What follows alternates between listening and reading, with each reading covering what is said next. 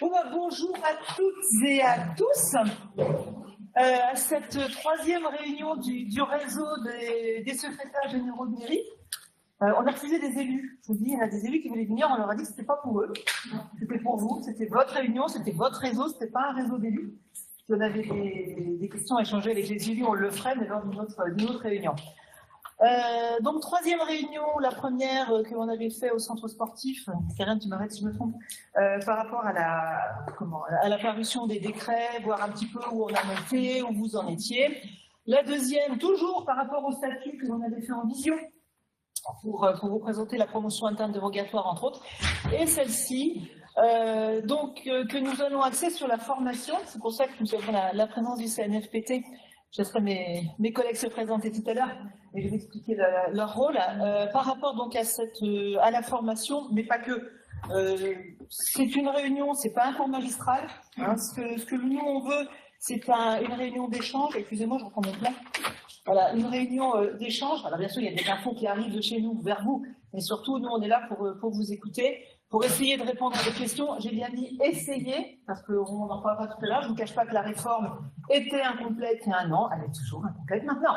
Voilà, donc ça évolue, il y a des choses qui évoluent, il y a des choses qui avancent, mais c'est pas génial, et ça n'avance pas comme on voudrait le faire. Donc aujourd'hui, on va vous présenter, alors si je ne me trompe pas, le diapo que l'on avait fait, enfin un extrait du diaporama que l'on avait fait sur le réseau des secrétaires généraux, enfin le réseau, la situation, donc le bilan de la situation que l'on avait fait au mois de février pour montrer un petit peu ce qui se passe dans les collectivités. Ensuite, on vous parlera des prérequis à la nomination de secrétaire général de mairie, on parlera formation, de professionnalisation, on vous parlera également concours et examen, parce que ça c'est important. Ensuite, l'accompagnement des agents qui ne sont pas éligibles à la réforme, puisqu'il y a des agents dans l'Aube, comme partout en France, qui ne sont pas éligibles. Et c'est là, je pense qu'on aura peut-être le plus d'échanges, bien que pendant toutes les premières parties, les parties précédentes, il pourra également y avoir des échanges.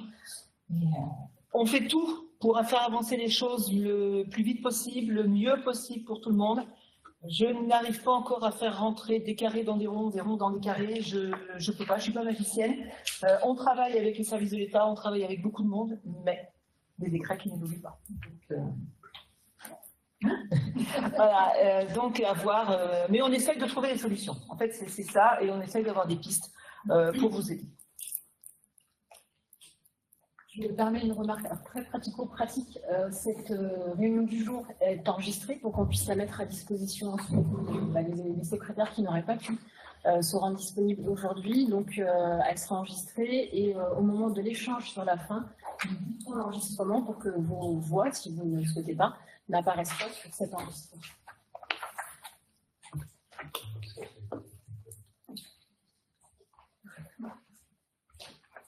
C'est bon ?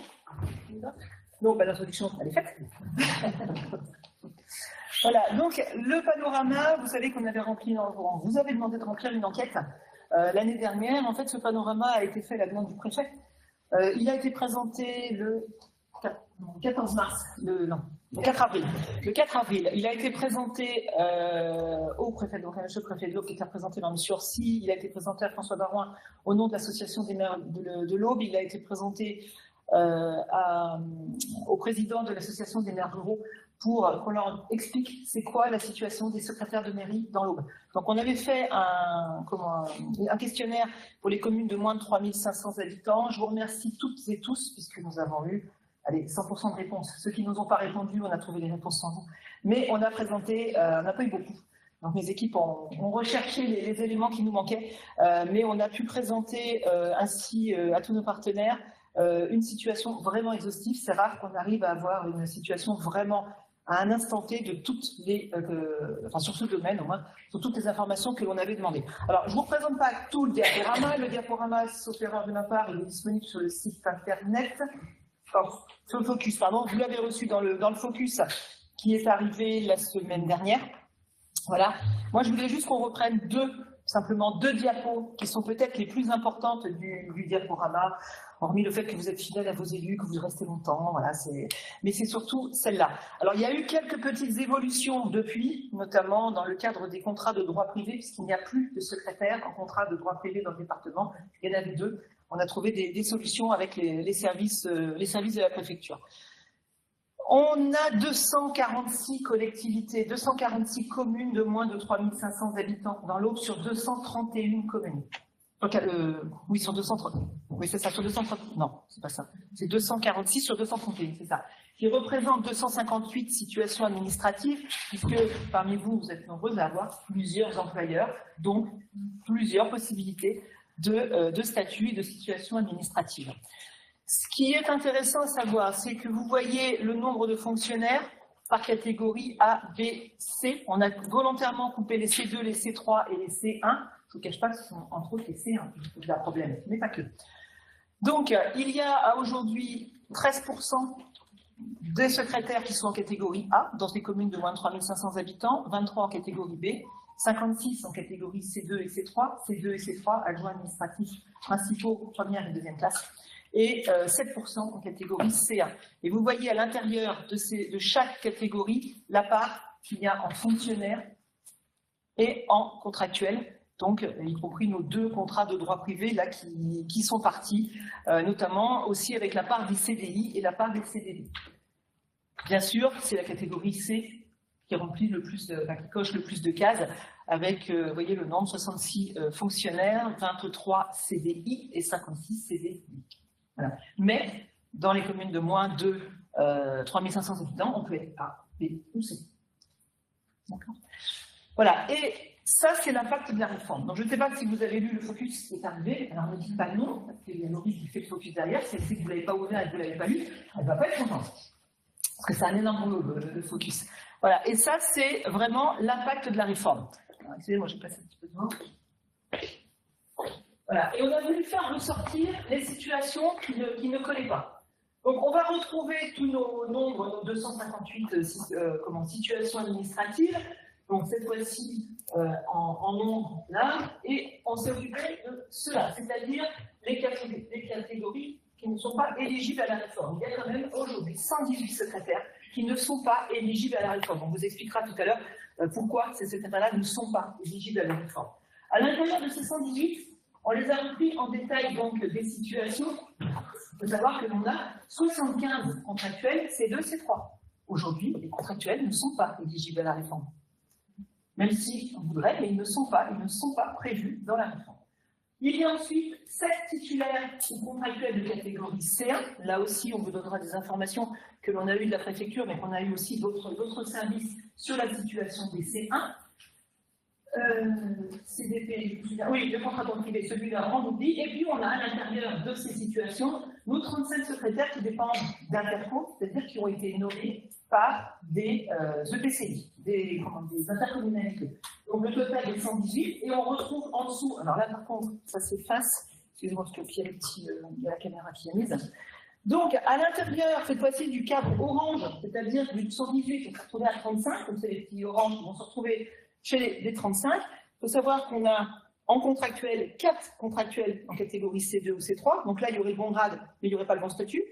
On a 16 titulaires de catégorie C2 et C3. Donc là, ça ne pose pas de problème. Ensuite, on a 12 titulaires et ou contractuels de catégorie C1. Alors là, ils cochent rien du tout. Les titulaires, oui. Catégorie C1, non. Les contractuels C1 cochent rien du tout. Et 2 qui sont exclus, évidemment, parce que ce sont 2 titulaires de catégorie A. Les catégories A ne font pas partie de la réforme à aujourd'hui, puisque les catégories A sont catégorie A. Voilà. Et c'était ça surtout qu'on voulait faire ressortir, et c'est vraiment ce qu'on a expliqué donc aux représentants des associations des maires. Tous les maires, tous ceux qui étaient à l'Assemblée générale des maires, ont eu aussi cette explication. Il faut savoir que ça s'est remonté également au niveau des parlementaires. Donc on a vu les parlementaires, moi j'en ai vu un certain nombre. On vous donnera tout à l'heure des infos là-dessus aussi, ils sont au courant de ces problèmes-là. Et ces problèmes-là sont remontés aussi à la DGCL. Et tant que les décrets ne seront pas modifiés, on bricole. En gros, c'est ça, on bricole pour essayer de trouver des solutions pour que chacun puisse avancer dans sa carrière. Voilà. Donc là, ça c'était moi qui voulais vous présenter ce graphique, au moins vous l'expliquer. Je pense que vous l'aviez déjà vu au moins plusieurs fois, parce qu'il commence vraiment à circuler. La parole à Aurélien. On va parler de la réforme. Alors, si vous avez des questions, etc., vous nous interrompez, il n'y a pas de problème là-dessus. Donc, dès la loi du 30 décembre, à la lecture, on avait identifié un certain nombre de difficultés qu'allait poser cette loi. Alors, non pas qu'on est contre la revalorisation du métier de secrétaire de mairie, il faut faire une distinction entre l'objectif et le contenu de la réforme, mais on doutait bien qu'il y aurait quelques difficultés, puisque dès le mois de février, on a commencé à tout formaliser au travers d'une question parlementaire qu'on a finalisée au mois de mars. Mais compte tenu des événements qui sont passés au niveau national avec la dissolution et le gouvernement, etc., ce n'est que cette année que les questions ont pu être portées. Donc aujourd'hui, on a quand même un certain nombre d'agents pour qui ça ne pose pas de soucis, des agents qui sont fonctionnaires titulaires. Je vous montrerai tout à l'heure quelques réponses du gouvernement, notamment sur les contractuels, où ils répondent, excusez-moi, je vais être direct, ou ils n'ont qu'à passer le concours. Être au minimum adjoint administratif principal de deuxième classe de ce grade d'avancement, ça a été redit plusieurs fois depuis la réforme. La difficulté, c'est quand vous êtes sur un emploi sur lequel il y a de la tension, nécessairement, vous recrutez des agents qui n'ont pas forcément d'expérience et donc vous les placez potentiellement en C1. Il faut exercer une mission de secrétaire général d'une mairie qui soit conforme à son grade, donc moins de 2000 habitants. On verra également que le gouvernement a répondu sur les agents qui sont sur les communes de plus de 2000 habitants, et la réponse est ces agents-là sont censés être A, donc ils ne vont quand même pas bénéficier de la réforme. Donc on a beau dire, oui, mais vous en avez qui peuvent être C2, C3, oui, mais ils ne sont pas secrétaires de mairie. En tout cas, c'est comme ça que les questions ont été portées. On a quelques cas dans l'Aube dans ce domaine-là, dans lequel on est obligé d'expliquer au maire. Ça a été un point de débat entre moi-même et M. Orsi, ce côté technique ou technocratique, d'expliquer à un maire qu'il faut que son agent aille dans une commune moins importante pour pouvoir être éligible à la promotion interne dérogatoire. Je dis le discours là, j'ai du mal à le porter, mais oui, est-ce que c'est technique ou technocratique? En tout cas, c'est l'application du texte. Avoir exercé une mission de secrétaire de mairie sans tenir compte du grade et du statut, donc là c'est un peu un paradoxe, parce que même les fonctions que vous exercez en C1 sont prises en compte dans l'expérience. Parmi les points qui sont toujours pas levés, c'est nous on est parti du principe qu'il fallait être secrétaire de mairie au moment de la publication de la liste d'aptitude. Mais imaginons l'agent qui a été secrétaire de mairie pendant 4 ans, il y a 15 ans. Est-ce que tient compte de ces 4 années? C'est pas marqué sur les 4 dernières années. Il faut avoir exercé la mission de secrétaire de mairie pendant 4 ans. Donc jusqu'où on peut remonter? Ça, c'est aussi une difficulté qu'on a. Ne pas être mis à disposition, puisque quand vous êtes mis à disposition, vous êtes réputé, en tout cas c'est le Code général de la fonction publique, vous êtes réputé travailler pour votre collectivité d'origine, donc par définition vous n'êtes pas dans votre collectivité d'origine secrétaire de mairie. Et puis la question des services communs, où vous pouvez être partiellement ou intégralement mis à disposition si c'est le PCI qui porte. Donc le service commun n'est pas prévu dans les textes, dans le décret et dans la loi, c'est-à-dire dans les textes normatifs. Il est toléré dans le cadre de la circulaire. Donc c'est un point de débat sur lequel on travaille avec la préfecture pour avoir une position commune, sachant que nous, au centre de gestion, on ne peut pas vérifier si les EPCI sont bien en service commun, comme le dit l'article 52.11-4-6 du Code général du Code du CGCT, puisque pour créer un service commun, il faut une délibération, il faut une étude d'impact, il faut un avis en CST. Donc il y a des actes administratifs qui sont relatifs au service commun que nous ne disposons pas. Et le service commun pose des problèmes un petit peu à part, on le verra. Donc, sur la promotion interne dérogatoire pour exercer les fonctions de secrétaire de mairie, pour vraiment définir la notion de secrétaire de mairie, c'est est-ce que l'agent perçoit la NBI? Parce que si l'agent ne perçoit pas la NBI au titre de secrétaire de mairie, on ne peut pas dire qu'il est vraiment secrétaire de mairie. Et on revient sur les services communs où normalement les agents ne la perçoivent pas. Est-ce qu'il y a une délégation de signature? Est-ce qu'on est un municipal? Puisque jusqu'au 1er janvier 2024, la mission de secrétaire de mairie n'était pas normée. Vous étiez agent administratif, mais il n'y avait aucun texte, ni dans le Code général de la fonction publique, ni dans le CGCT, qui définissait ce qu'était vraiment une secrétaire de mairie. Et il y a eu des questions également quand dans une commune, vous avez plusieurs secrétaires de mairie, mais en même temps. Quand c'est pas en même temps, ça pose moins de soucis. mais je peux avoir 2 secrétaires de mairie, une qui va plus s'occuper d'état civil et d'urbanisme, et puis l'autre peut-être plus les marchés publics ou les finances. Et donc, j'ai des collectivités qui disent, les 2 secrétaires de mairie, excusez-moi, monsieur le maire, c'est pas possible, en tout cas pas en même temps, et pas sur 2 quantités de temps de travail identiques. Donc, sur la promotion interdérogatoire, on regarde si les conditions ont été remplies au 1er janvier. Alors là aussi, comme je disais tout à l'heure, bon, on estime qu'il faut que vous soyez encore secrétaire de mairie au moment de la publication de la liste d'aptitude. Mais si je fais une lecture stricte du texte normatif, c'est au 1er janvier que vous devez exercer.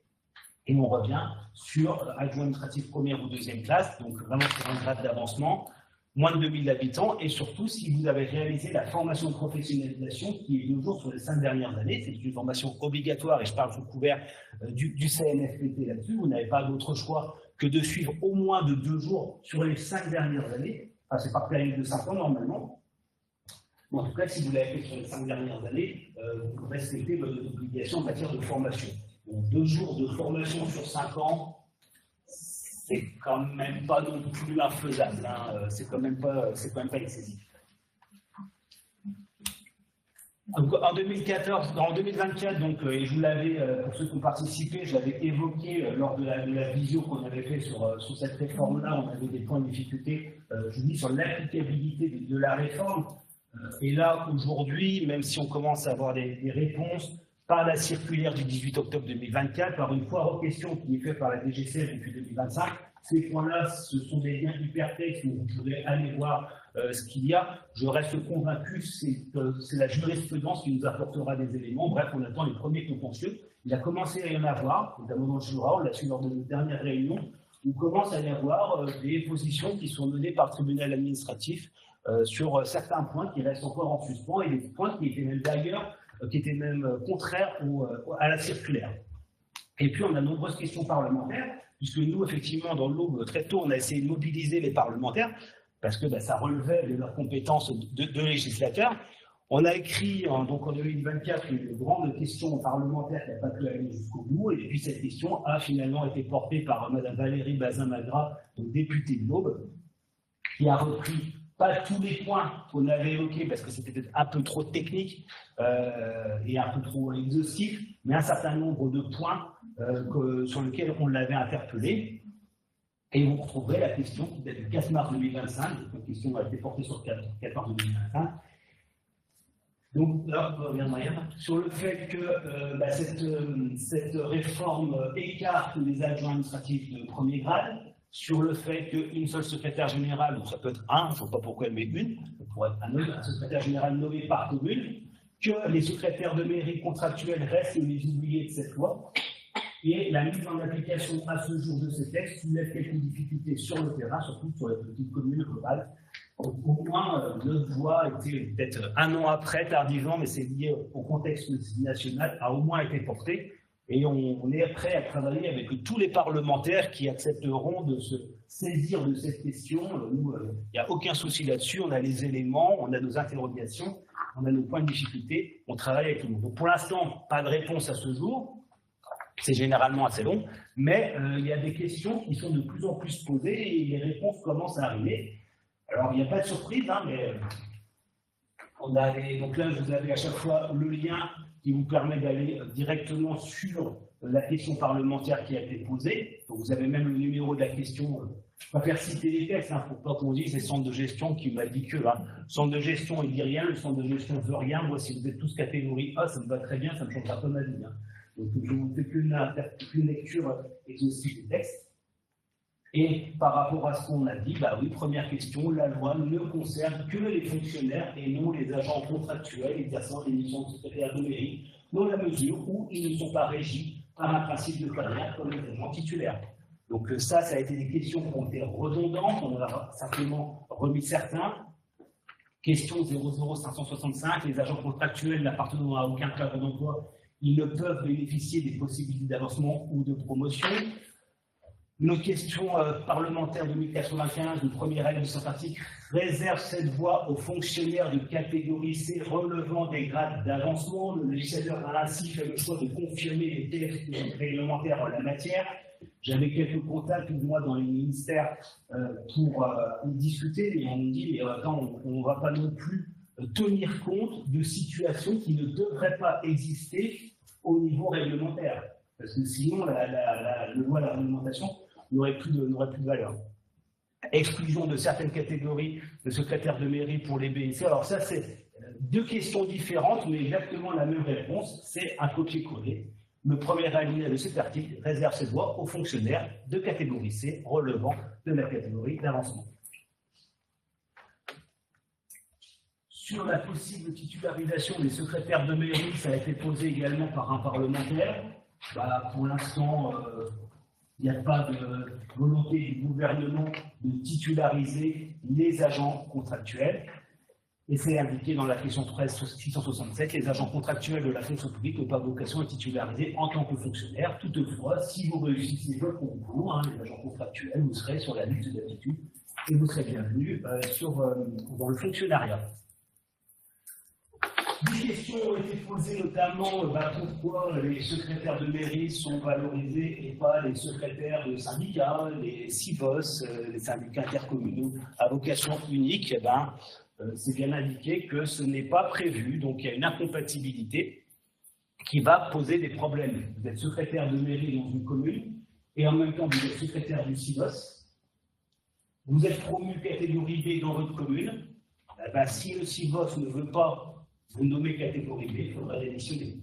Parce que vous ne pouvez pas être catégorie C au CIVOS et catégorie B au niveau de votre commune. Et c'est sur ça qu'on a un premier arrêt de jurisprudence du tribunal administratif de Lons-le-Saunier, puisque un agent a mis le CIVOS au TA en disant « vous êtes obligé de créer un poste de catégorie B ».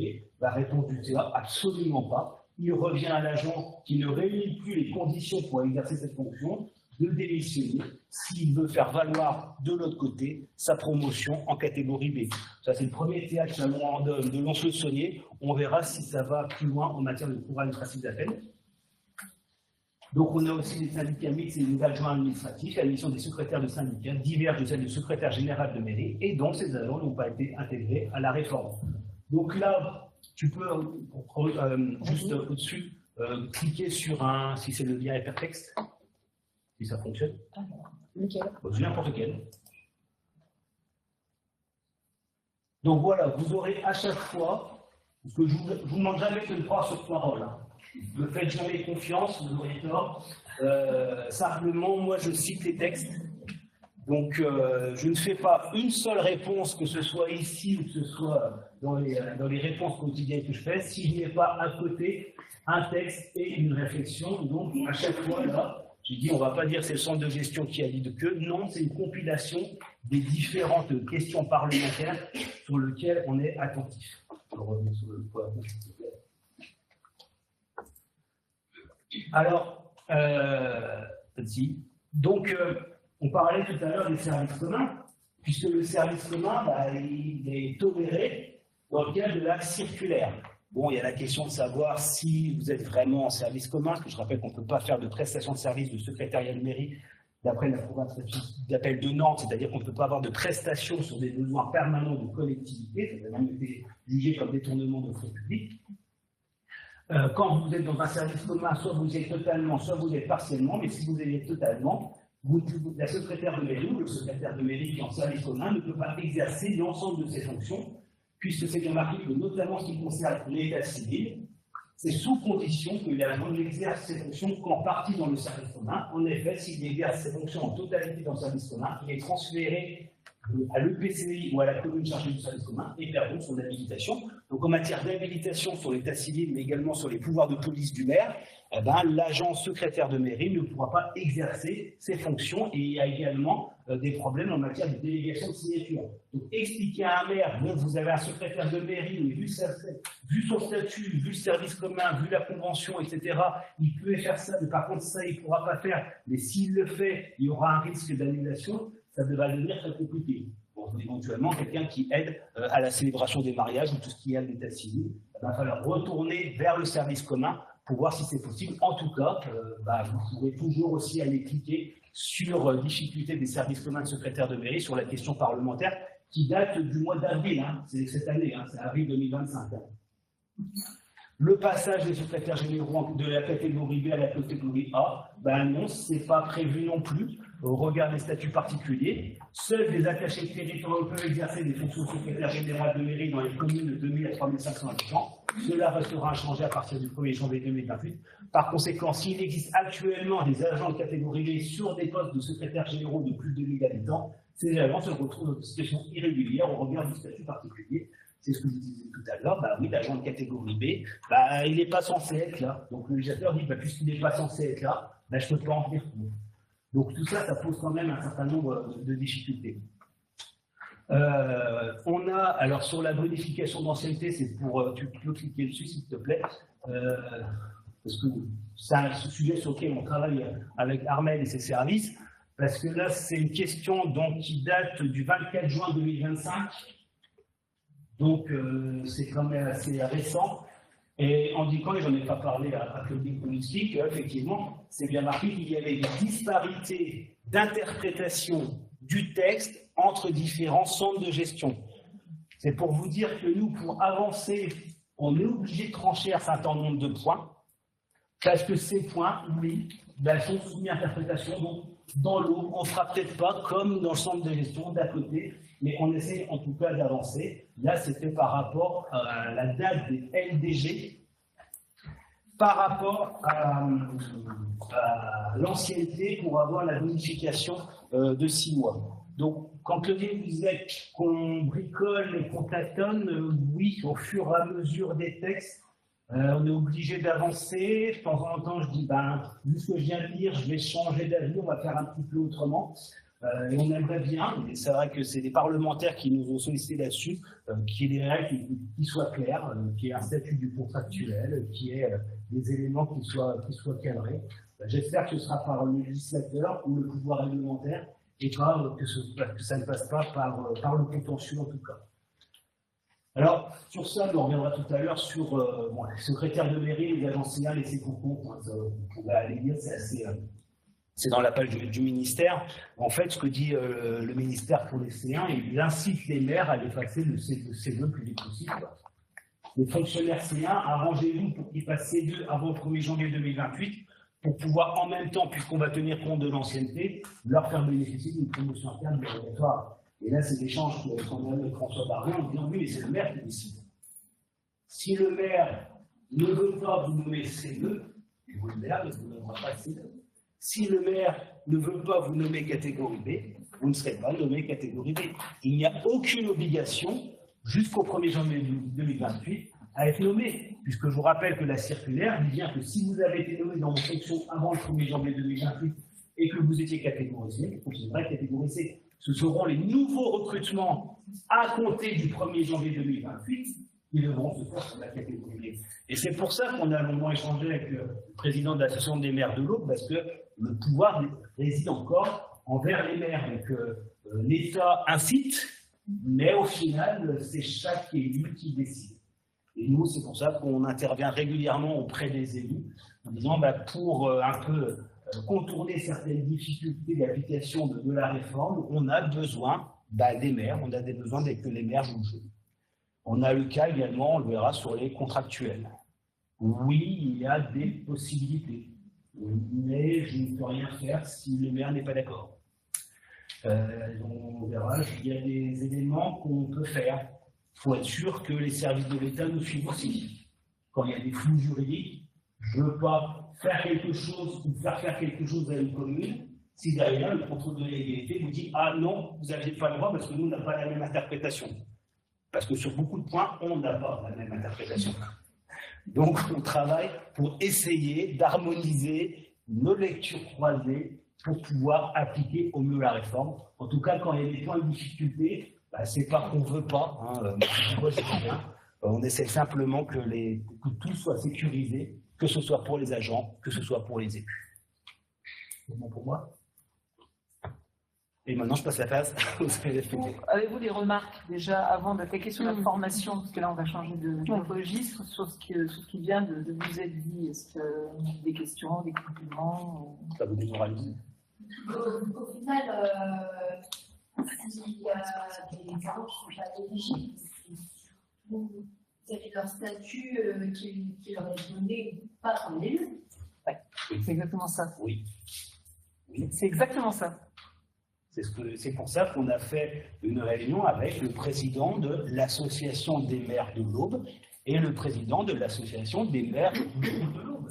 Et qu'à la fin, tout le monde n'avait pas fini, je leur dis, mais il faut que c'est le maire qui a les cartes en main. Le maire qui va pouvoir faire débloquer une situation. Je ne peux pas l'y contraindre. Je ne peux pas l'y contraindre. Vous êtes titulaire C1, vous êtes potentiellement éligible C2, donc après catégorisé, mais s'il ne veut pas vous nommer C2, je ne peux pas l'obliger. Mais il faut forcément que l'agent ait passé un examen pro ou un concours pour passer en C2. Non, ça peut par ancienneté.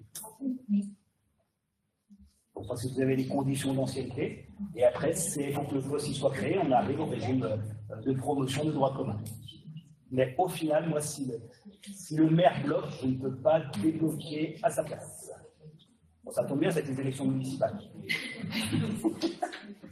Ça fait débloquer certaines situations, je ne sais pas. En fait, ce qu'on essaye de faire actuellement, c'est de repérer, on va dire, on les a, les agents qui sont en C1 et de travailler avec les élus. Il faut absolument que ce soit en premier. C'est-à-dire, si on y va si on veut éliminer, on va éliminer les problèmes. Je ne suis pas dit qu'on trouve des solutions aux autres, mais on élimine au moins ce qu'on peut.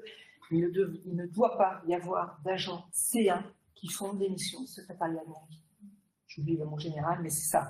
Donc, si il y en a, enfin, si parmi vous, il y a des C1 titulaires, il faut qu'on regarde, parce que C1 titulaire, vous rentrez dans les règles d'avancement de grade, comme le disait Aurélien, et Armel, ses équipes suivent tout ça, c'est-à-dire que j'ai plus la durée d'ancienneté, 8 ans, c'est-à-dire qu'au bout de 8 ans de C1, on peut passer C2. Enfin, c'est longtemps que je n'ai pas fait de statut. Voilà, donc petit à petit, on avance. Au moins ces agents-là, mais pour les contractuels, il ne faut pas qu'il y ait aujourd'hui d'agents contractuels en C1. Et je pense notamment à tous les secrétaires qui sont sortis des dispositifs de formation, parce que vous êtes quand même un certain nombre dans la salle, donc on va dire des secrétaires toutes neuves. Vous n'êtes pas encore tous les défauts qu'on peut avoir quand ça fait longtemps qu'on est dans la fonction publique. Mais je veux dire, vous êtes toutes neuves, et c'est vrai qu'à chaque fois qu'on a eu des contacts avec les élus, on leur a dit ne nommez pas vos secrétaires sur du C1. Voilà, il faut absolument les passer en C2. Alors quand on est titulaire, une fois qu'on est titulaire, on démissionne. On devient contractuel. Pourquoi pas, hein, mais c'est des choix. Hein. Ça, c'est des choix personnels. Donc, on attend les 8 ans, ou alors, Karen vous en passera tout à l'heure, et mes collègues du CNRPT également, pour vous expliquer ce qui peut se passer pour aller plus vite, et pour pouvoir passer ces deux par concours, par examen, etc. Après, pour les contractuels, effectivement, c'est ne pas, nous, on fait la chasse au contrat C1 en secrétaire. C'est pour ça que vous avez souvent vu des réponses où je dis au maire, vous ne pouvez pas nommer votre secrétaire général numérique. Donc vous êtes assistant administratif, assistante administrative, etc. C'est pas pour rien, mais c'est pas secrétaire numérique. C'est pas la même chose. Le problème, c'est de faire la même chose. Donc voilà le problème. C'est pour ça qu'on se bat. Nous, là, on se bat pour vous. Je veux dire, pour ne pas, pour limiter ce genre de situation. Donc, c'est du travail au cas par cas, collectivité par collectivité, pour voir ce que l'on peut faire. Moi, juste en complément de ce qui a été dit, il faut savoir que la Fédération des centres de gestion vient de présenter, ou va présenter une motion, enfin une contribution qui part au gouvernement, notamment sur les contractuels. Pour les CDD qui passeraient en CDI, ne plus attendre 6 ans déjà, mais d'attendre que 3 ans. Ça encore, c'est une petite parenthèse. Mais la Fédération des centres de gestion souhaiterait que l'on remette en place, et ça je m'adresse plutôt à ceux qui sont secrétaires depuis longtemps ou en poste depuis longtemps, que l'on remette en place les dispositifs de résorption de l'emploi précaire. C'est-à-dire qu'on repart sur les dispositifs Sauvadet, qui dataient de 2011, 12, il y en a eu 3, mais il y en a eu d'autres, il y a eu 2 vagues, où on a titularisé des agents contractuels. Alors bien sûr, il faut bien sûr qu'ils soient déjà contractuels sur le bon grade, donc c'est-à-dire C2. Je ne peux pas parler C3, C3 c'est la grade d'avancement, donc c'est un peu différent, mais du C2 pour pouvoir les titulariser avec passage devant une commission. Donc on l'a déjà fait, moi j'ai dû en connaître au moins 3 dans ma carrière. Est-ce que ce sera suivi par le gouvernement ou pas? Parce que d'un autre côté, ils ont ouvert, enfin, le législateur a ouvert avec la loi de 2019 l'accès aux contractuels. Alors c'est pas pour Ouvrir aux contractuels pour les titulariser après, je ne comprends pas bien, mais pourquoi pas. Mais je sais qu'il y a cette demande de la fédération, c'est tout neuf. Hein, le congrès avait dit il y a 15 jours, 3 semaines. Donc, lors du congrès, il y a une motion qui va être présentée au gouvernement pour pouvoir lancer, bien sûr sous conditions, c'est pas un an, ça m'étonnerait, 3 ans, 4 ans, j'en sais rien, les fonctions, enfin, il y aura des conditions. Les passages devant une commission, ça n'a rien à voir avec un concours ou un examen. Pour en avoir organisé, c'est complètement différent. Mais pour permettre à ces contractuels de devenir titulaires. Je ne sais pas aujourd'hui si ça arrivera ou pas, mais sachez qu'on y réfléchit. Et comme l'a dit Aurélien tout à l'heure, effectivement, plusieurs parlementaires commencent à se poser la question s'il ne faut pas lancer un statut du contractuel. Parce qu'effectivement, les contractuels n'ont pas de statut. C'est pour ça qu'on voit de tout. On voit des contractuels qui, au bout de 10 ans, sont toujours au premier échelon. Et on en voit au bout d'un an, limite, ils sont attachés, quoi. Hein. On n'a rien compris, mais ils se retrouvent, ils font des grands écarts qu'on n'a jamais vus et qu'un fonctionnaire ne fera jamais. C'est surtout ça. Donc là, il y a une disparité. Donc, le statut du contractuel, peut-être vraiment à réfléchir, et nous, on travaille dessus actuellement, on devrait voir des parlementaires bientôt, j'espère, tu vois, on dirait laisser passer les vacances, mais pour peut-être réfléchir à une proposition sur le statut du contractuel et mettre une règle à l'évolution des contractuels. Parce que vous avez vu les tableaux tout à l'heure, hein, les contractuels, ils sont plus très loin maintenant des fonctionnaires. Si on prend tout statut confondu au niveau du CDG, je suis bientôt à peu près, je vais bientôt gérer autant de contractuels que de titulaires. On n'y est pas encore, mais ça avance. Voilà, c'était juste en complément de ce qu'Aurélien vous a dit. On va passer à la présentation. Oui, on va se présenter. On va passer à la présentation donc, des obligations en matière de formation. De la secrétaire générale de mairie. Mais avant, on va se présenter. Oui. Tout le monde nous entend? Oui, ça va, merci. Oui, donc Pascal Mène, moi je suis directrice adjointe de formation de la délégation Grand Est du CNFPT, et plus particulièrement en charge de l'action territoriale. Et l'action territoriale, en fait, ça recoupe l'activité des 10 antennes départementales de la délégation Grand Est. Et puis je suis basée à Troyes. Donc ça me permet d'être plus en prise, on va dire, avec les réunions partenariales qui peuvent s'y dérouler. Et c'est Vanessa, qui est la responsable de l'antenne, qui va vous présenter les formations statutaires. Il y en a 2, pour ne pas déflorer ce qui va suivre. Vous savez, il y en a 2 parmi les plus importantes en tout cas. Et puis on va vous présenter aussi ce qu'on appelle l'offre de services classique de l'établissement. Et merci au CDG de nous avoir invités pour cette réunion, puisque vous allez voir donc les dispositifs qu'on vous présente sont des dispositifs qui sont conçus à l'échelle de l'établissement, qui est donc national.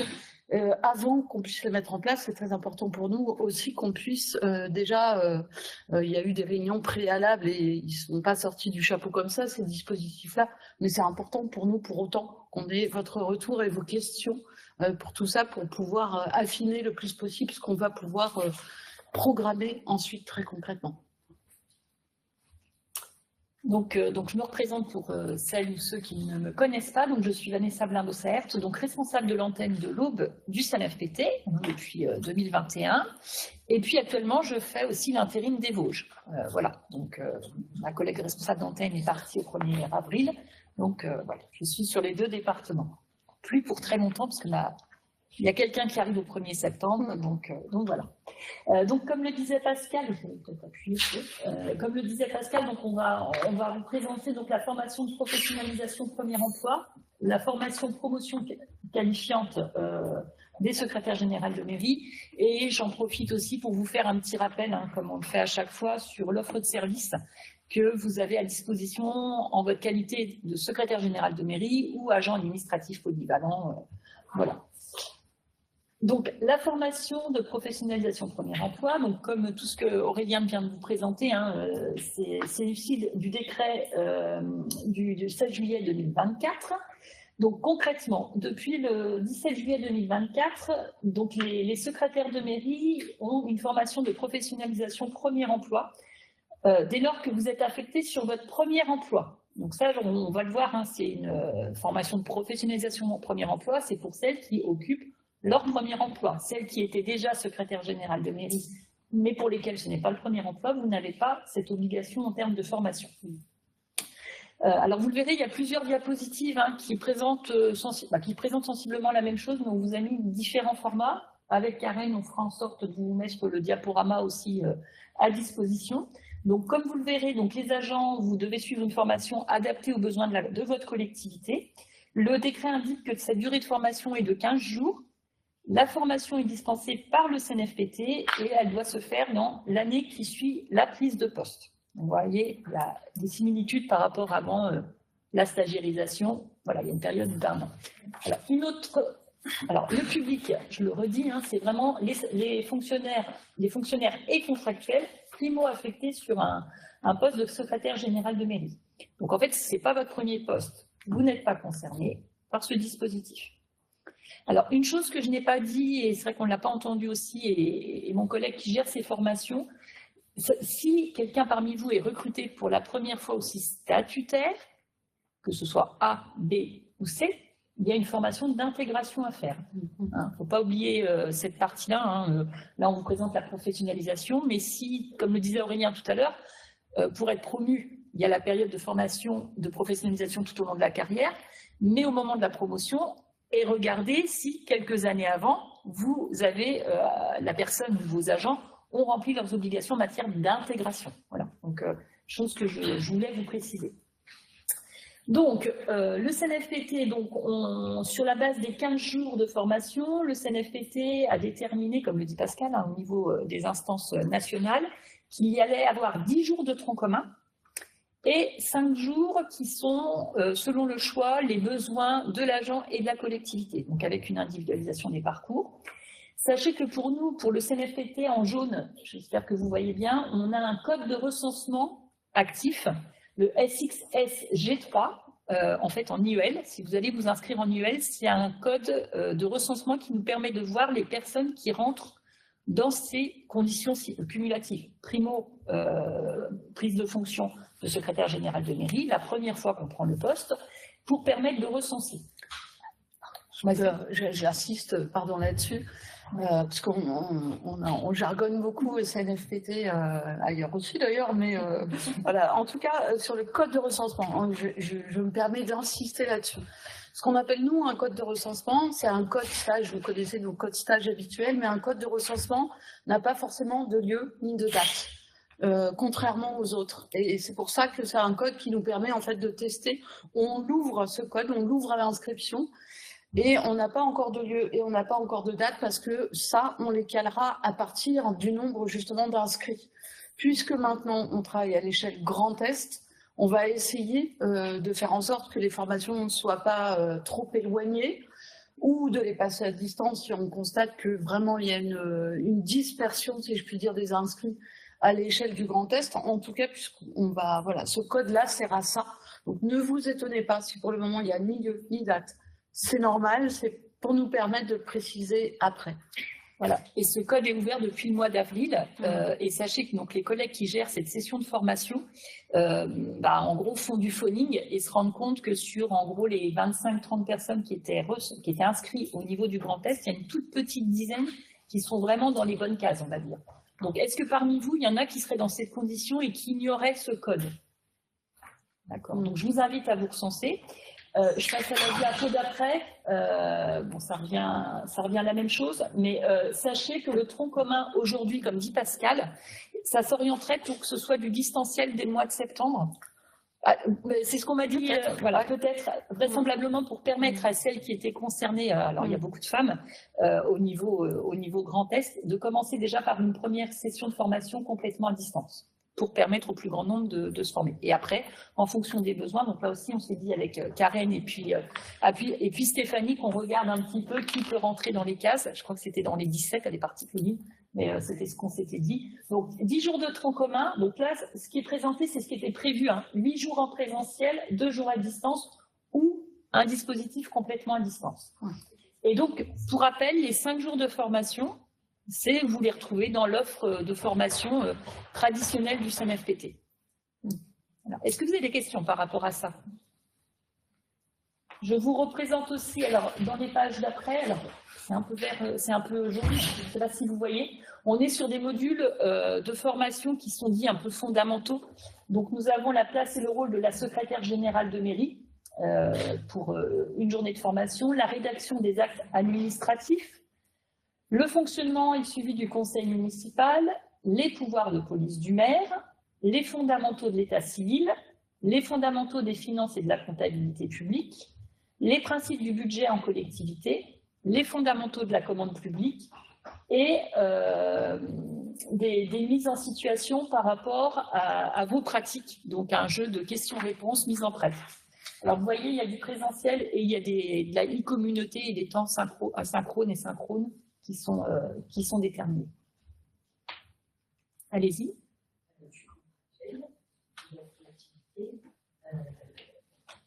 Quand j'ai eu la formation en début d'année, ça n'avait pas vraiment que j'étais dans une école de dernière collectivité. J'ai répondu au mail en disant j'ai bien, voilà. Et j'en suis là, et j'ai pas de retour, et je ne sais pas, et voilà. Donc, est-ce qu'il va y avoir des réponses? Il faudra. Répondre à quel mail, s'il vous plaît? Eh ben, j'ai reçu une information sur cette. Vous êtes la formation? Voilà. D'accord. Donc, ah bah oui, mais vous êtes déjà secrétaire de mairie dans les collectivités. Donc j'ai pris la dernière antique, ça fait quelques mois que je l'ai. Bah, je dis bah, la dernière antique, alors vu que je n'ai pas lu l'info pour avant. Vous avez été nommé à quelle date, vous dites, la dernière? C'est en juillet, donc là maintenant ça va faire un an. Donc, voilà. Donc j'ai reçu l'information, je pense que c'était au mois de janvier, je sais plutôt, et que j'ai pas eu. J'ai envoyé tous les documents qu'on m'a demandé. Et j'ai pas eu de retour. Donc c'est dommage parce que c'est quelque chose de... Alors pour le moment, il n'y a pas eu encore de session. Hein. Si vous êtes récensé, on va revenir vers vous, les collègues qui gèrent les sessions. Non, je veux bien que vous puissiez renvoyer vos éléments. Les éléments. Alors là, vous verrez sur le diaporama, il y a deux codes de session. Pour le moment, on n'est que sur le code jaune que vous avez vu. Hein, voilà, c'est les sessions de formation qui sont... Voilà. Donc je leur dis bien, primo, voilà, si vous avez été nommé à partir du 16 juillet 2024. On reprendra vos coordonnées. Il n'y a pas que vous, hein, je vous dis, il y a une trentaine, il y a une trentaine, il y a des très... Plutôt parce que c'est quelque chose qui été vraiment complémentaire. Moi, j'ai fait partie du budget Wall School et c'est quelque chose qui aurait été formidable de faire parce qu'on a eu la théorie et la pratique et là, pour le coup, mais c'est pas. Même quand il y a un truc, vous dire attends, reste en classe. Non, mais pardon, qu'on soit bien clair, elle n'a pas encore commencé cette formation. Hein. Non, il n'a pas encore commencé. Ouais. Voilà, le recensement il n'est pas trop tard. Ouais, il n'est pas trop tard. Il n'est pas trop tard. Ouais. Alors, je vous propose ensuite de passer au dispositif promotion qualifiante donc des secrétaires générales de mairie. Donc là, c'est un autre dispositif. Ouais. Non, mais... Alors, le dispositif formation-promotion. Alors là, comme le disait Claudine tout à l'heure, c'est pour permettre aux agents de catégorie C2 et C3, alors pas les C1, souhaitant exercer des missions de secrétaire général de mairie. Là, pour le coup, il y a une ancienneté, donc c'est 8 ans de service public effectif. Alors là, il n'y a pas de précision sur la fonction occupée. Ça peut être agent administratif, polyvalent, c'est pas secrétaire général de mairie, c'est 8 ans qui peuvent être cumulés pour arriver à 8 ans de service effectif.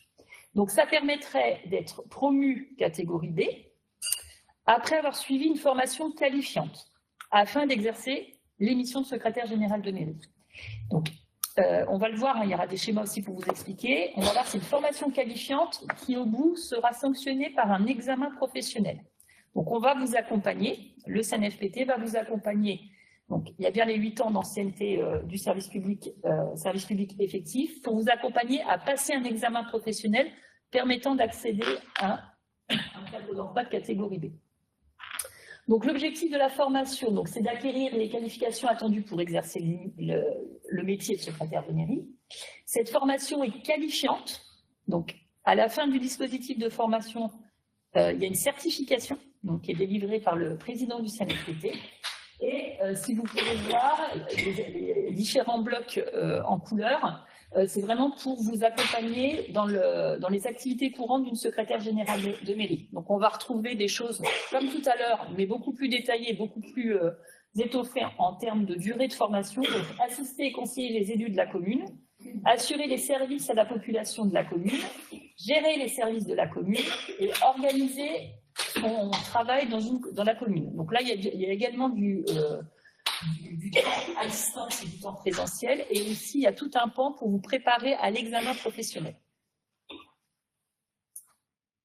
Là aussi, on a un code pour les personnes, donc c'est en jaune, un code de recensement qui est actif, hein, vous pouvez aller vous faire recenser. Cette durée de formation représente 56 jours de formation. Alors, je vais vous présenter, alors il y a une partie en jaune en dessous, c'est vrai que les couleurs on ne voit pas très bien. En dessous, c'est CNFPT et au bout de la flèche, c'est le CDG. En fait, les examens, vous le savez, hein, c'est le centre de gestion qu'organise.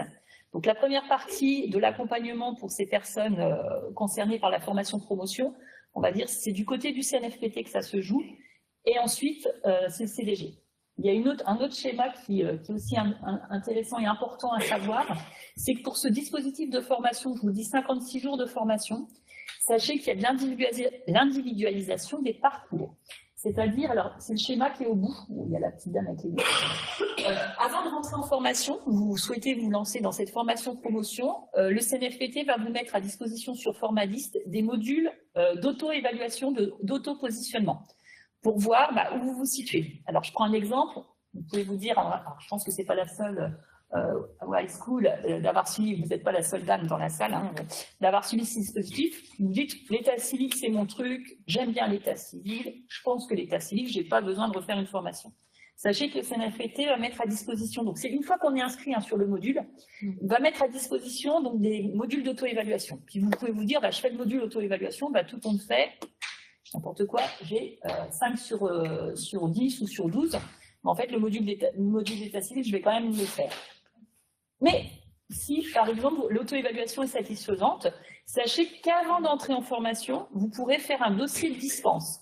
C'est-à-dire que vous pourrez étayer votre dossier d'éléments que vous jugerez utiles. Donc, il y a une commission qui va regarder et qui va vous permettre d'individualiser. Donc, peut-être que vous serez dispensé du module état civil. Il y aura également possibilité d'une évaluation des titres et diplômes que vous avez en votre possession, et puis de votre expérience professionnelle. Donc là aussi, un stage pratique que vous avez fait dans le cadre de votre formation, demandeur d'emploi, ça pourrait être pris en compte. Donc voilà, donc le dossier est analysé, dispense partielle ou totale peut être accordée par le CNFPT. Et après se fait la formation. Excusez-moi, allez-y. Excusez-moi. Même si on n'a pas forcément besoin de faire la formation ou on rentre dans le cadre, c'est possible de faire justement l'évaluation de positionnement. Alors pour le moment, pas à ma connaissance, c'est vraiment dans ce cadre-là. Mais bon, voilà, je pense qu'après, il y a des choses. On verra tout à l'heure le site internet du CNFPT, il y a beaucoup de choses qui peuvent aussi vous aider à vous auto-évaluer, des fiches de référence, etc., en matière de métier de secrétaire de mairie. C'est clair sur cet aspect-là, et après, on rentre en formation. Une fois que la formation se termine, il y a une autre commission qui va étudier chaque dossier en voyant les éléments qui ont été dispensés, la formation qui a été suivie, et le CNFPT va évaluer le suivi de la formation, et le président du CNFPT valide, on va dire, l'attestation de la participation à la formation. Et ensuite, vous avez l'examen professionnel à passer. Donc là, il y a plusieurs schémas qui expliquent. Et les certifications RNCP, il y a 5 jours supplémentaires. Si vous voulez vraiment avoir au titre d'un diplôme, il y a 5 jours supplémentaires pour RNCP. Mais bon, là, on n'en est pas là. Mais c'est quelque chose qui est envisagé. C'est une des premières formations certifiantes pour les secrétaires de mairie. Est-ce que vous avez des questions par rapport à ça? Là aussi, parmi vous, il y en a qui pensent, alors, dans les conditions, qui pensent avoir les 8 ans d'ancienneté et qui sont intéressés. Donc là aussi, hein, le code SXSV4. Voilà. Donc là aussi, dès lors qu'on aura le recensement, les procédures se mettront en œuvre. Donc il y a bien deux choses. Formation de professionnalisation premier emploi et la formation promotion qui peut être aussi qualifiante.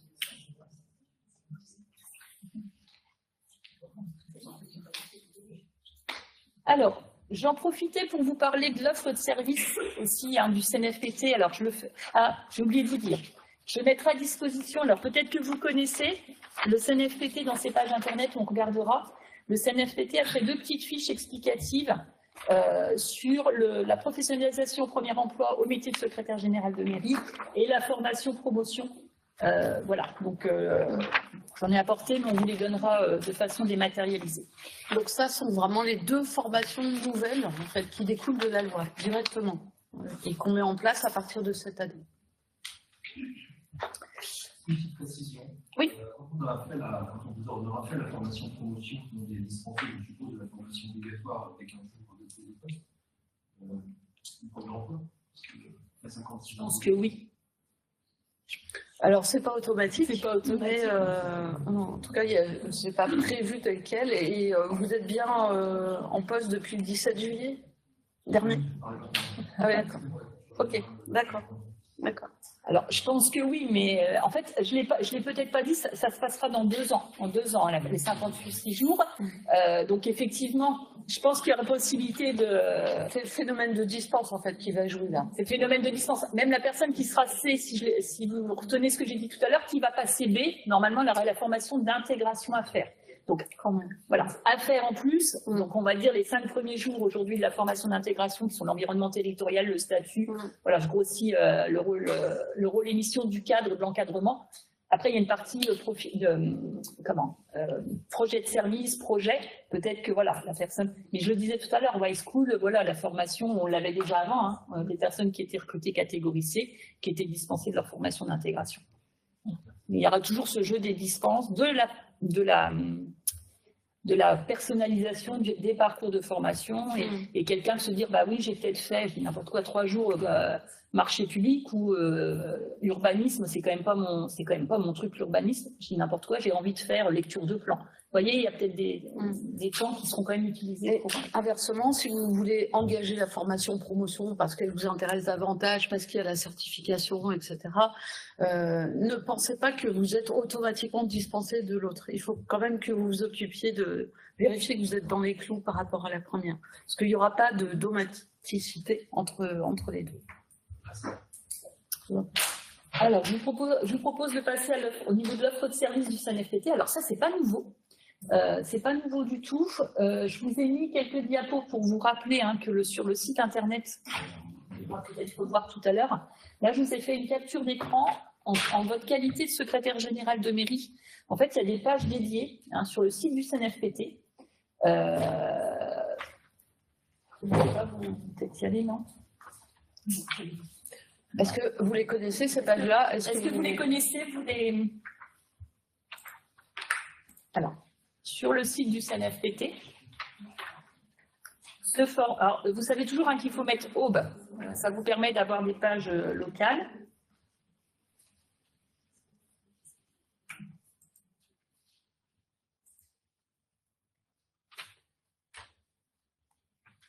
J'ai fait se former, suivre une formation, et donc les pages locales, à droite, là, il y a secrétaire de mairie. Et quand vous êtes dans secrétaire de mairie,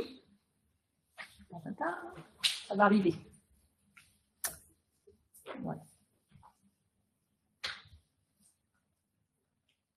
Il y a les formations demandeurs d'emploi, mais bon, pas dans l'Aube, c'est pas comme ça que ça, c'est pas, non, on ne passe pas comme ça. Pourquoi ça ne me renvoie pas?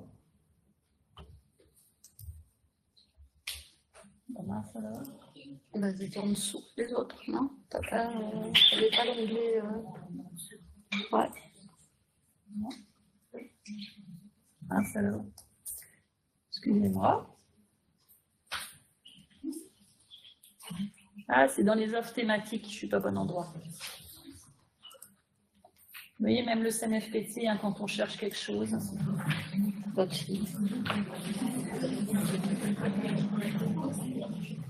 Alors, en fait, il faut aller dans offre thématique.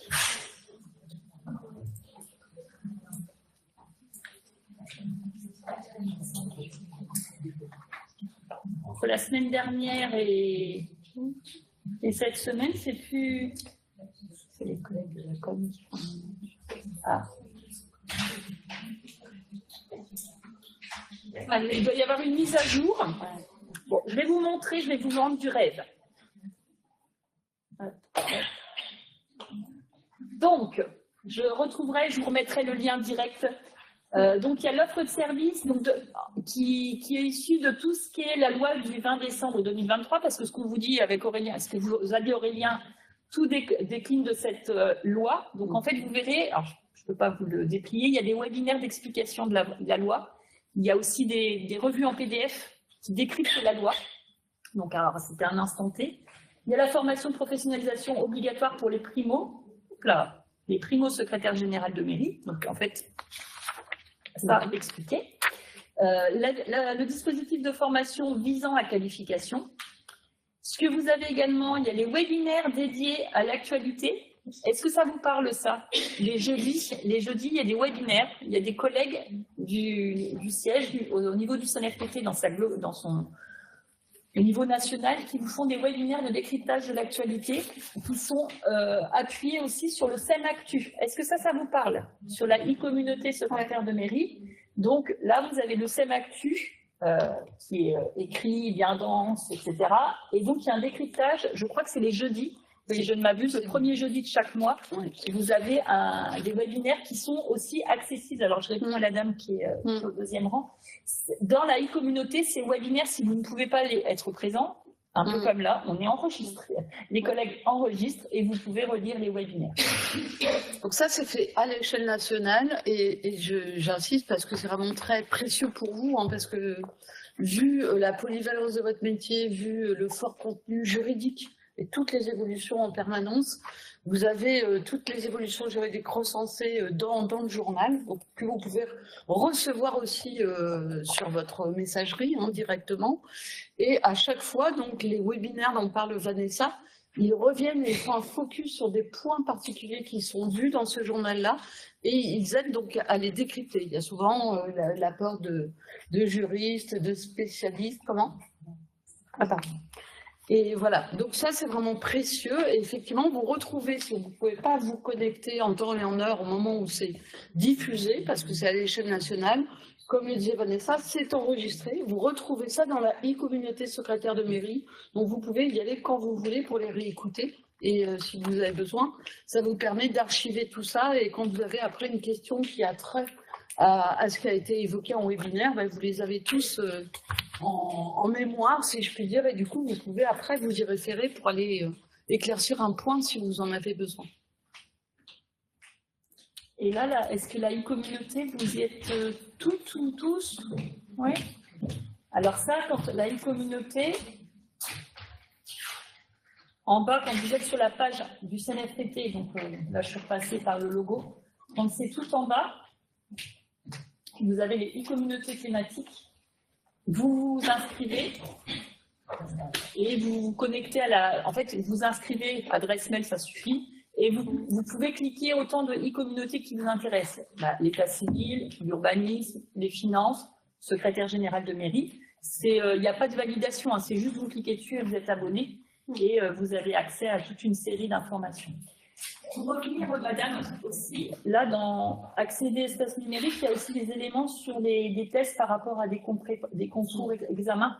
Vous pouvez avoir des choses qui peuvent vous intéresser à cet endroit-là, en test de connaissances. Et puis aussi, dans s'informer, le bouquet de ressources, vous avez des choses, alors j'en profite, élection. Il y a tout un bouquet de services qui va être mis à jour par rapport au scrutin. Alors, les collègues sont en train de mettre à jour, si je clique dessus, quitte scrutin, vous avez toute une série. Alors, il y aura des webinaires en fin d'année. Il y aura des webinaires parce que le scrutin, alors je dégrossis dans vos missions, mais le scrutin, ça évolue par rapport aux listes 1000 agences, 1000 habitants, c'est ça? Et ça évolue, mais les collègues vont mettre à jour. Donc, il y aura des webinaires en grand nombre, mais il y aura aussi vraiment pour les nouvelles secrétaires de mairie des formations sur le scrutin et formation sur les élections en présentiel. Voilà. Dans l'Aube, il y en aura, vous le saurez à partir du mois de septembre, en fin d'année, en début d'année prochaine. Voilà, donc le kit, je clique dessus, vous avez énormément de ressources qui sont en train d'être à jour, mais voilà.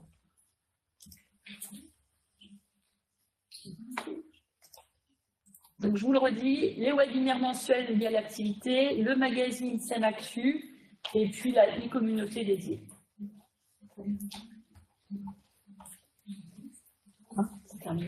C'était terminé pour moi, pour le moment.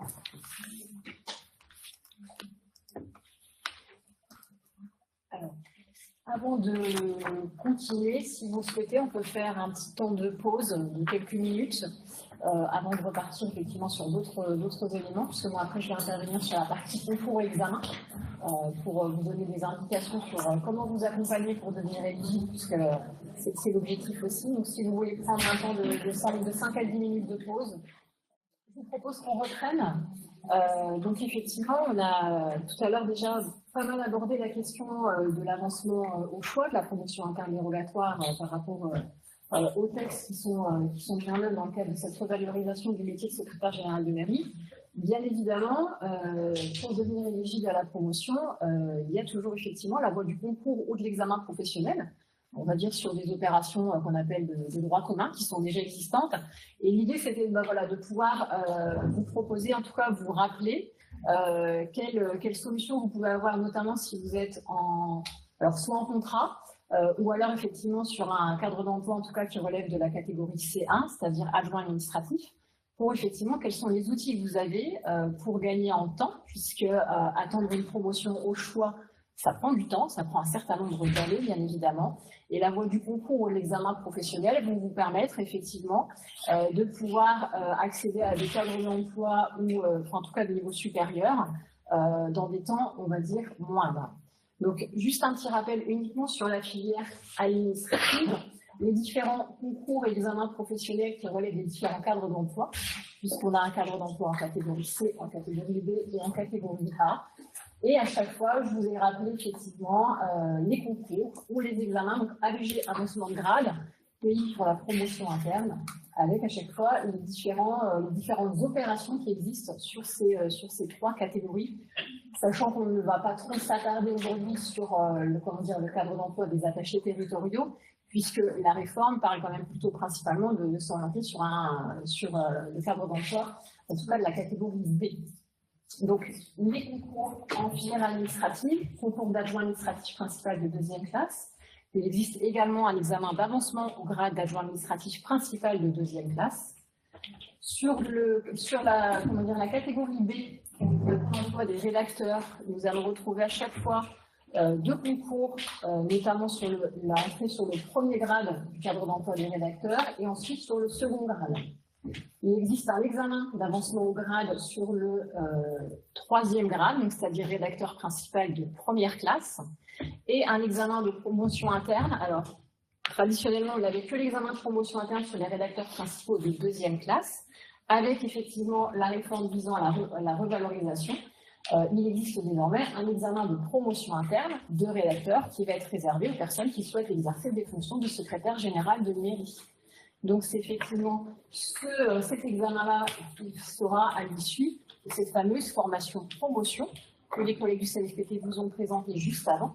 C'est-à-dire qu'il faudra avoir répondu à des conditions, on va dire, d'ancienneté, de cadre d'emploi et d'autres, mais aussi et surtout d'avoir réalisé cette formation certifiante.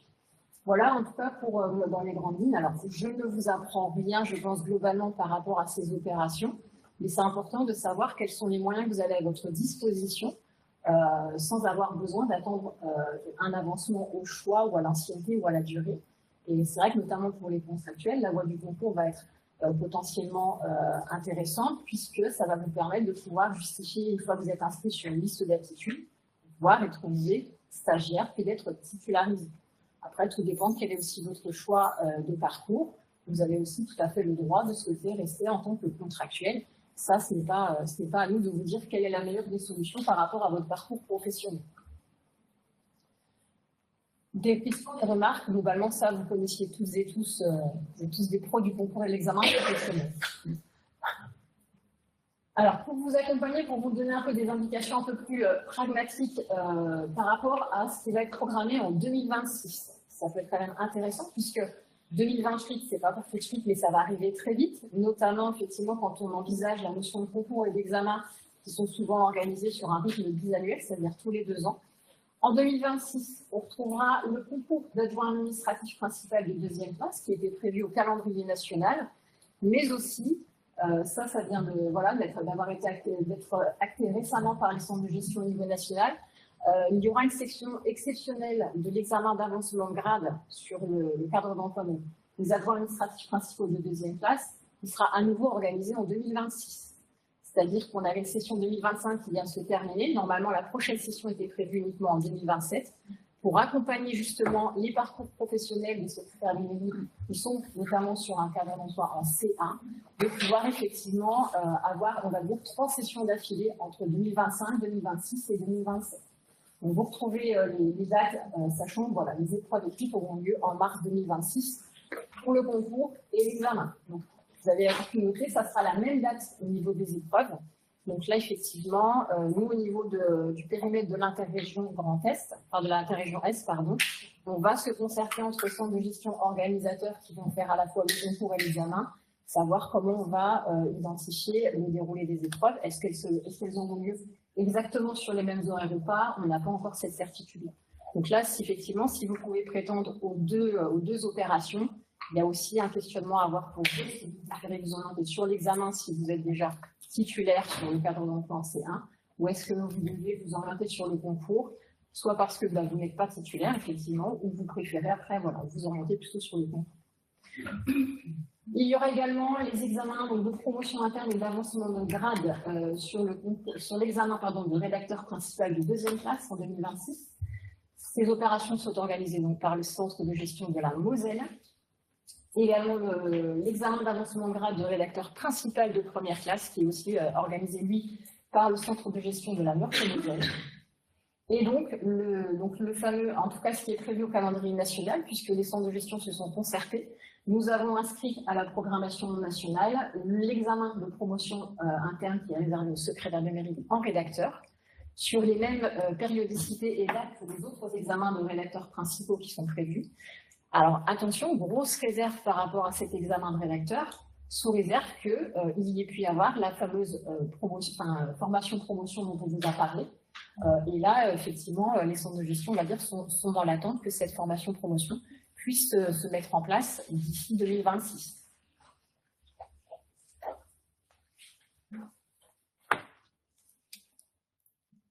Point aussi d'information sur la programmation 2027. Donc, là encore, examen d'avancement de grade d'adjoint administratif principal de 2e classe, donc avec les épreuves qui se tiendront le 18 mars 2027. Et on retrouve en 2027, non pas les examens professionnels, mais les concours pour l'accès au cadre d'emploi des rédacteurs, donc sur le 1er grade en tant que rédacteur et sur le 2e grade en tant que rédacteur principal de 2e classe. Donc, des dates qui sont similaires sur les opérations de catégorie B, avec effectivement, vous retrouvez les informations concernant les centres de gestion organisateurs. Donc, le CDG qui sera donc la Marne, à la fois pour l'examen d'avancement de grade, donc je parle en 2027 d'adjoint administratif, également pour le concours de rédacteur, c'est également le centre de gestion de la Marne, et pour le rédacteur principal 2e classe, nous nous conventionnons avec le centre de gestion de Meurthe-et-Moselle. Donc voilà, c'est un petit peu que vous ayez un point d'information pour vous accompagner dans ces démarches-là, puisqu'il y a beaucoup d'informations qu'on a parfois du mal à trouver, etc. Donc l'idée, c'était que vous ayez des informations qui soient précises, concises et en tout cas vérifiées. Voilà pour ces informations-là que je pouvais vous donner sur ces programmations à venir. Peut-être un point aussi, l'explication pourquoi le rédacteur il n'est pas fait dans l'aube. On voudrait bien le faire dans l'eau, mais on a une obligation au niveau des centres de gestion d'organiser l'ensemble des concours et examens de catégorie A et B sur le périmètre régional, voire interrégional. Donc, comme on est effectivement nous organisés au niveau de l'Aube et que nous sommes inscrits dans une coopération interrégionale, nous avons l'obligation pour ces opérations-là de conventionner et d'organiser et de mutualiser ces opérations. C'est pour ça que, notamment rédacteur, on n'est pas forcément organisateur, mais on conventionne systématiquement l'organisation de ces opérations avec à la fois soit le centre de gestion de la Marne pour rédacteur, de la Meurthe-et-Moselle pour principal deuxième classe, et on l'a vu avec la Moselle pour effectivement les examens de promotion interne et d'avancement de grade de principal de deuxième classe. Donc voilà, que vous compreniez en tout cas, ce sont vraiment les centres de gestion qui vont pouvoir en tout cas être vos références par rapport à ces opérations qui peuvent vous intéresser, pour vous accompagner et pour devenir, en tout cas on l'espère, sur la catégorie C éligible pour la promotion interne dérogatoire, ou pourquoi pas, d'ores et déjà vous positionner sur effectivement des opérations pour la catégorie B, pour envisager, on va dire, les recrutements post-2028. Est-ce que par rapport à ces éléments, vous avez éventuellement des questions ou des remarques ou des choses par rapport sur les conditions d'accès, si vous souhaitez qu'on revienne? Je n'ai pas voulu vous passer toutes les conditions d'accès, parce que c'est quand même assez lourd. Ce qu'on vous disait, on ne voulait pas faire que du descendant sur ces informations-là, sachant que vous trouvez tous ces éléments-là sur les sites internet des centres de gestion ou sur la plateforme concours territorial, où vous allez retrouver l'ensemble des conditions d'accès, des épreuves et des cadrages de. Juste une question complète. Pourquoi les concours aux adjoints administratifs qui sont en mars, alors qu'on est en budget, en 2026, c'est la gestion de l'air, en 2027, il faut financer. Alors, je vais essayer d'être pratique. On est effectivement organisé nationalement au niveau des centres de gestion. Ce qu'il faut savoir, c'est qu'il existe plus d'une centaine d'opérations, concours et examens inclus. Donc, c'est-à-dire qu'il faut qu'on arrive nous-mêmes à caler l'ensemble de ces opérations-là sur les calendriers, en enlevant les périodes de vacances scolaires, juillet, août, etc., etc. Donc, malheureusement, oui, c'est en mars. Mais de la même manière, on fait des épreuves, des concours techniques en plein mois de janvier, alors qu'effectivement, ils ont souvent des astreintes hivernales et on a des agents qui ne peuvent même pas venir passer un concours parce qu'ils sont en train de pousser une déneigeuse ce jour-là. Donc, oui, effectivement, j'entends, mais nationalement, c'est compliqué de pouvoir organiser 50 opérations et en fonction des impératifs de chacun. Après, on connaît les dates à l'avance, je me permets, et on connaît aussi la date à laquelle on doit sortir son budget, et effectivement, c'est après une organisation, mais j'entends bien que c'est compliqué pour beaucoup de personnes, mais cette programmation, elle est assez rigide, mais on n'a pas le choix non plus, effectivement. D'autres questions ou remarques éventuellement? Alors, bien évidemment, on voulait quand même vous donner quelques éléments d'information. Comment je me prépare à un concours ou à un examen professionnel. Alors, je parle bien évidemment sous couvert de mes collègues du CNFPT. Le CNFPT va préparer à l'ensemble des concours et examens qui sont organisés en tout cas au niveau de la fonction publique territoriale. Donc là, il y a toujours des campagnes effectivement de recensement qui sont réalisées là encore pour que vous puissiez vous inscrire aux préparations de concours ou examens. Après, effectivement, point de vigilance, vous avez bien vu, moi je vous donne déjà des informations pour 2027, c'est-à-dire que le CNFPT doit aussi être en mesure de pouvoir organiser des préparations de concours dans des délais contraints. Donc c'est-à-dire que les recensements, en tout cas de demandes d'inscription de concours au prépa, se font très tôt, très en amont. Donc typiquement, pour les opérations de 2026, là, c'est déjà clos depuis, on va dire, la fin de l'année dernière. Donc, c'est-à-dire qu'il y a actuellement une campagne de recensement en ce moment sur les besoins en prépa concours examen. Ça concerne déjà les opérations de début 2027. Je me permets, je ne sais pas si vous voulez rebondir. Oui, merci Karine. C'est vrai que c'est important de le souligner. On fait 2 campagnes de recensement des prépas par an. Une au printemps, une à l'automne.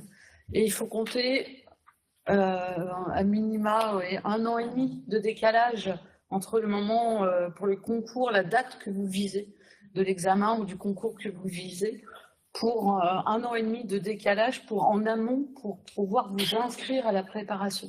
Donc soyez très très attentifs à ces dates-là de recensement, parce que c'est vrai que si vous loupez la date du recensement, après c'est trop tard. Alors là, demain, le 1er juillet, c'est la campagne là, comme Pascal, d'automne, parce qu'en fait c'est du 1er juillet au 1er octobre. On doit recenser les inscriptions. Donc là, il n'y a pas, par exemple, on vous a apporté les catalogues. Vous avez dû recevoir un mail la semaine dernière. Oui, non. Il y a eu un mail qui est de lancement de la campagne. Si vous voulez, on vous renverra les éléments. Là, il n'y a pas de concours ou examen administratif. Voilà. Mais il y aura une nouvelle campagne qui va s'ouvrir en début d'année, alors souvent vers Noël, du 1er janvier au 1er mars. Et là, les concours examens dont parlait Karen 2027 seront recensés. Voilà, seront recensés. Oh, oui, on est enregistré. Donc voilà. Donc voilà. Donc je vous ai apporté les éléments. Et alors, je me permets aussi de le dire. Karen le dit, le CNFPT vous prépare. Mais il faut s'inscrire au concours. Ça, c'est combien de fois on le dit. D'un côté, le CNFPT peut préparer, en question de timing, peut préparer au concours. Mais pour quelqu'un qui serait recensé, qui participerait à une préparation concours, les périodes que Karen a indiquées là, de retrait des dossiers sont impératives. Voilà, il faut vraiment, côté d'organisation du concours, c'est les centres de gestion. On reprécise les rôles de chacun. Voilà. Alors, de la même manière, je me permets effectivement de rebondir sur ce que disait Vanessa. L'inscription et le prépa concours ne vaut pas effectivement inscription au concours. De la même manière, parce que vous recensez vos besoins en recrutement auprès du centre de gestion. Donc, tous les ans, on fait une campagne de recensement de vos besoins sur l'année suivante. C'est pas parce que vous avez déclaré un poste sur un concours que vous serez également d'office inscrit au concours. On ne dit pas que pour tel mairie, ça correspond à tel agent. Et ça, on a déjà eu cette remarque-là aussi. C'est très rare. Mais bien évidemment, les besoins que vous déclarez au recensement n'impactent pas en tout cas une inscription au concours. Et de la même manière, ça n'a aucune incidence pour vous. Il n'y a pas une obligation pour vous de recruter quand vous avez recensé un poste à un concours ou un examen pour l'année suivante. Vous n'avez pas une obligation derrière de recruter quelqu'un. D'accord, c'est vraiment du prévisionnel pour nous, en tout cas, nous accompagner dans les éléments qui nous sont nécessaires pour déterminer le nombre de postes à ouvrir sur une session de concours, ou en tout cas de vérifier qu'on est bien en mesure d'ouvrir un examen professionnel qui est bien le besoin. Alors, vous allez me dire, effectivement, vous nous expliquez que c'est quasiment 1 an et demi, voire peut-être même plus, pour s'inscrire à une prépa concours CNFPT, ça nous aurait intéressé, mais malheureusement, on a raté le coche. On vient seulement d'être recruté, donc on n'avait pas l'information. La plateforme concours territorial, donc c'est un portail national qui est effectivement géré par les centres de gestion et qui va en fait être une porte d'entrée pour vous préinscrire à tout concours ou examen de la fonction publique territoriale.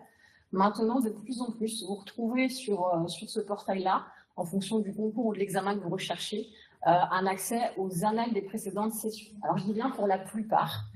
Donc tout ce qui va relever de la catégorie A et B, vous avez les cadrages des épreuves et effectivement les sujets des précédentes sessions. Par contre, sur la catégorie C, ce n'est pas le cas.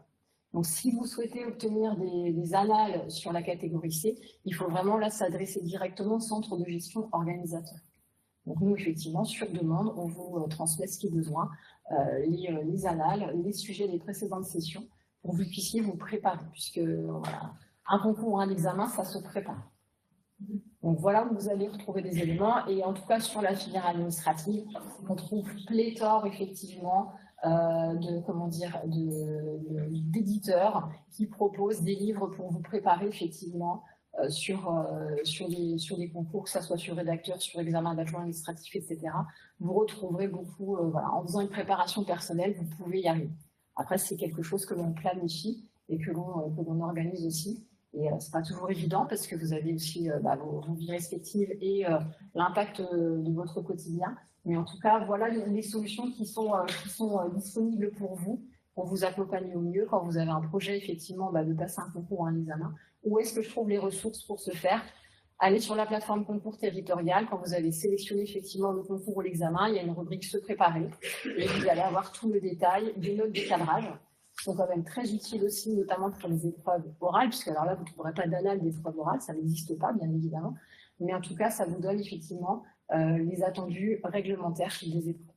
On voit encore trop de candidats en concours ou en examen qui arrivent et qui finalement n'ont pas trop l'air de savoir ce qu'ils viennent passer comme épreuve. Ça arrive encore. Donc ça vous permet au moins d'avoir des éléments réglementaires sur comment vous préparer et quelle sera la teneur de telle ou telle épreuve. Juste aussi une remarque peut-être par rapport à l'examen de promotion interne de rédacteur réservé au secrétaire de la mairie. En termes d'épreuve, il n'y aura qu'une épreuve orale. C'est peut-être un point aussi à savoir, donc même s'il n'y a pas de prépa ou quoi que ce soit, ça sera effectivement c'est juste un entretien avec un jury. Enfin juste. Je vous dis juste un entretien que j'ai eu, parce que moi je suis du côté organisationnel, mais effectivement, il n'y a qu'une seule épreuve, effectivement, une seule épreuve orale. Des questions, des remarques? Vous connaissiez toutes et tous la plateforme concours territorial, ça vous parle? C'est vraiment le pendant hein, pour, voilà, vous êtes secrétaire de mairie, d'emploi territorial. Alors, on a emploi territorial, la partie bourse de l'emploi, emploi, concours territorial, tout ce qui va relever des concours et des examens professionnels de la fonction publique territoriale.